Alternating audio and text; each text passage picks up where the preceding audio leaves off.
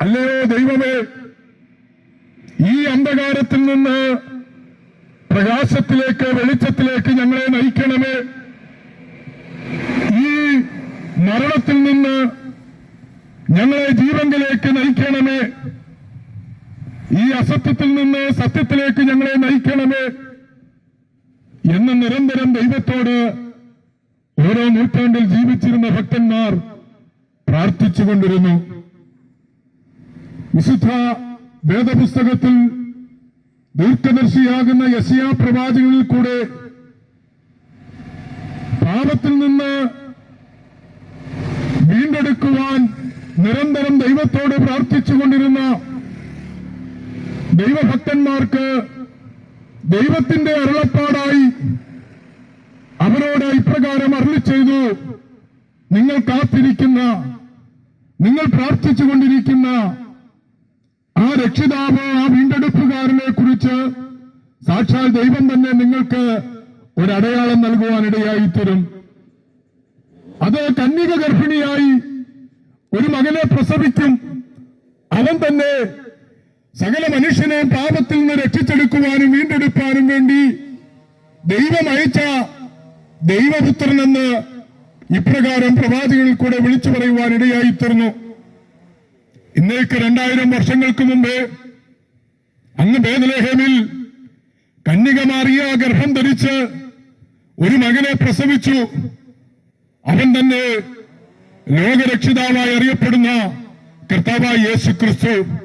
ഇന്ന് പകൽക്കാലം ഞങ്ങൾ വിളിച്ചറിയിക്കുന്ന സുവിശേഷം മനുഷ്യവർഗത്തെ പാപത്തിൽ നിന്ന് രക്ഷിച്ചെടുപ്പാൻ, മനുഷ്യരെ വീണ്ടെടുപ്പാൻ വേണ്ടി ദൈവം അയച്ച രക്ഷകനായിരുന്നു കർത്താവായ യേശു ക്രിസ്തു.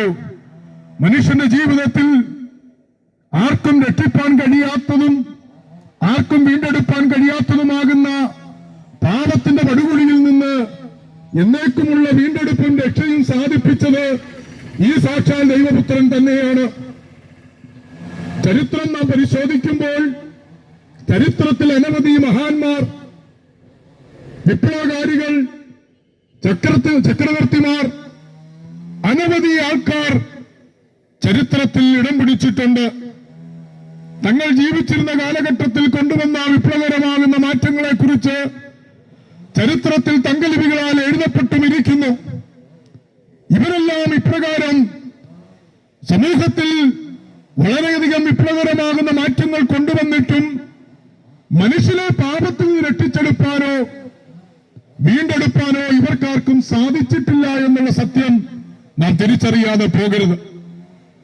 49-ാം സങ്കീർത്തനത്തിൽ നാം വായിക്കുന്നു: സഹോദരൻ ശവക്കുഴി കാണാതെ എന്നേക്കും ജീവിച്ചിരിക്കേണ്ടതിന് അവനെ വീണ്ടെടുപ്പാനോ ദൈവത്തിന് അവന്റെ വീണ്ടെടുപ്പ് വില കൊടുപ്പാനോ ആർക്കും സാധ്യമല്ല. അവരുടെ പ്രാണന്റെ വീണ്ടെടുപ്പിന്റെ വില അത് വിലയേറിയതത്രേ, അതൊരു നാളും സാധ്യമല്ല. അപ്പോൾ ഒരു സഹോദരന് മറ്റൊരു സഹോദരനെ പാപത്തിൽ നിന്ന് വീണ്ടെടുപ്പാനോ രക്ഷിച്ചെടുപ്പാനോ സാധ്യമല്ല എന്ന് തിരുവചനം നമ്മളെ ഓർമ്മിപ്പിക്കുന്നു.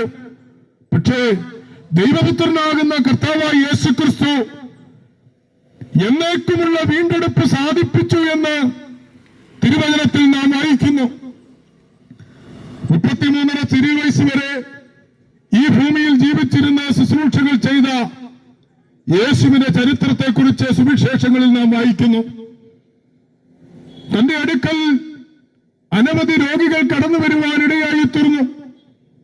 കുരുടർ, മുടന്തർ, ഭൂതം ബാധിച്ചവർ ഒക്കെയും ഒരു വിടുതലിന് വേണ്ടി യേശുവിന്റെ അടുക്കൽ കടന്നു വന്നു. സുവിശേഷത്തിൽ നാം വായിക്കുന്നു, യേശു ഒരു വാക്കിനാൽ അവർക്ക് സൗഖ്യം നൽകുവാനിടയായി തീർന്നു. കുരുടനോട് കാഴ്ച പ്രാപിക്കട്ടെ എന്ന് കൽപ്പിച്ചപ്പോൾ കുരുടനെ കാഴ്ച പ്രാപിപ്പാനിടയായി തീർന്നു.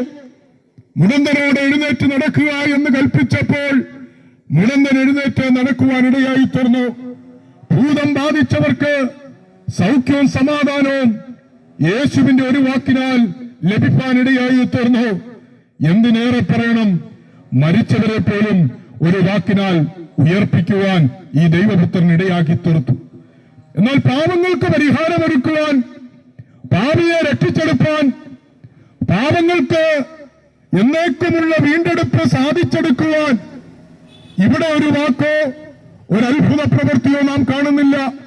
പിന്നെയോ സാക്ഷാൽ ദൈവപുത്രൻ മനുഷ്യവർഗത്തിന്റെ പാപത്തിന് പരിഹാരത്തിനു വേണ്ടി സ്വന്തം ജീവനെ നൽകിയെന്ന് സുവിശേഷത്തിൽ നാം വായിക്കുന്നു. എന്താണ് ഇതിന് പിന്നിലുള്ള കാരണം?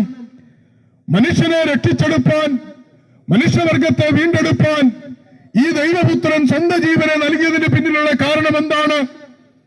8-ാം സങ്കീർത്തനത്തിൽ നാം വായിക്കുന്നു, യഹോവേ, നിന്റെ വിരലുകളുടെ പണിയാകുന്ന ആകാശത്തെയും നീ ഉണ്ടാക്കിയ ചന്ദ്രനെയും നക്ഷത്രങ്ങളെയും നോക്കുമ്പോൾ മർത്യനെ നീ ഓർക്കേണ്ടതിന് അവൻ എന്ത്?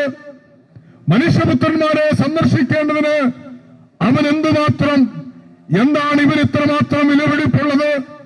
മറ്റു സൃഷ്ടിയിൽ നിന്നും ഇവനെ വീണ്ടെടുപ്പാൻ സാക്ഷാൽ ദൈവപുത്രൻ സ്വന്തം ജീവനെ നൽകിയതിന് പിന്നിലുള്ള കാരണമെന്ത്?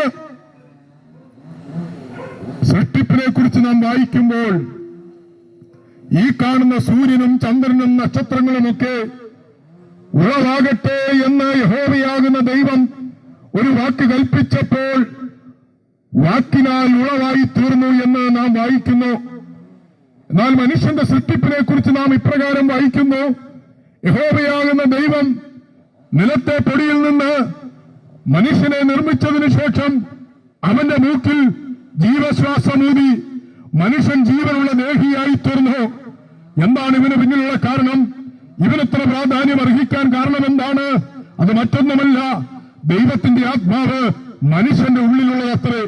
പാപം ചെയ്ത് ദൈവത്തിൽ നിന്ന് അകന്നുപോയ ദൈവസാദൃശ്യത്തിലും സ്വരൂപത്തിലുമുള്ള മനുഷ്യൻ നിത്യന്യായവിധിയാകുന്ന നരകത്തിലേക്ക് വീണുപോകുമ്പോൾ അവരെ വീണ്ടെടുപ്പാൻ വേണ്ടി സാക്ഷാൽ സ്വർഗത്തിലും ഭൂമിക്കും നാഥനാകുന്ന ആ ദൈവപുത്രൻ വേഷത്തിൽ മനുഷ്യനായി ഈ ഭൂമിയിലേക്ക് കടന്നുവന്ന് നമ്മെ വീണ്ടെടുത്ത് അവസാനത്തുള്ള രക്തം വരെ മനുഷ്യവർഗത്തിന്റെ പാപത്തിന് പരിഹാരമൊരുക്കുവാൻ യേശുവിന്റെ ജനനത്തിങ്കിൽ ഇപ്രകാരം ദൈവത്തിന്റെ പരിശുദ്ധാത്മാവ് എഴുതി അവൻ തന്റെ ജനത്തെ അവരുടെ പാപത്തിൽ നിന്ന് രക്ഷിപ്പാൻ ഇരിക്കൊണ്ട് അവന് യേശു എന്ന പേർ വിളിക്കണം.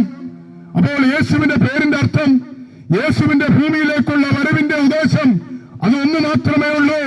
മനുഷ്യവർഗത്തെ പാപത്തിൽ നിന്ന് രക്ഷിച്ചെടുപ്പാൻ, പാപികളും ദോഷികളുമാകുന്ന നമ്മെ ദൈവത്തോട് നിരപ്പിക്കുവാൻ വേണ്ടിയാണ് ഈ ദൈവപുത്രൻ ഈ ഭൂമിയിൽ അവതരിച്ചത്.